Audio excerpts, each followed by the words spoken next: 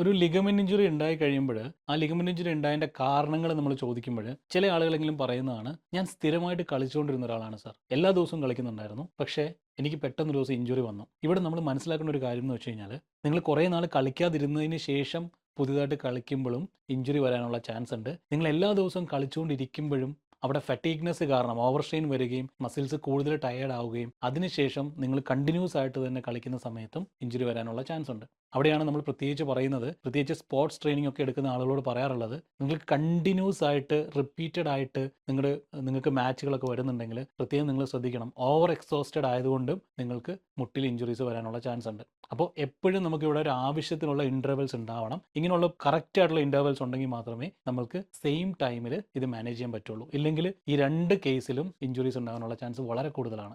അതുകൊണ്ടാണ് frequent playing sessions ഒക്കെ കൂടുതലാണെങ്കിൽ, അല്ലെങ്കിൽ ഫ്രീക്വൻ്റ് ആയിട്ടുള്ള മാച്ചസ് ഒക്കെ ഉണ്ടെങ്കിൽ അവർക്ക് ഇഞ്ചുറി വരാനുള്ള റിസ്ക് കൂടുതലാണ്. അപ്പോൾ അതുകൊണ്ട് തന്നെയാണ് പ്രോപ്പർ ആയിട്ടുള്ള ട്രെയിനിങ് സമയത്ത് നമ്പർ ഓഫ് മാച്ചസിൻ്റെ കാര്യത്തിലും ട്രെയിനിങ്ങിൻ്റെ കാര്യത്തിലും ഒക്കെ കൺട്രോൾ വെച്ചിട്ട് തന്നെ പ്രൊഫഷണൽ പ്ലേയേഴ്സിന് അഡ്വൈസസ് കൊടുക്കുന്നത്.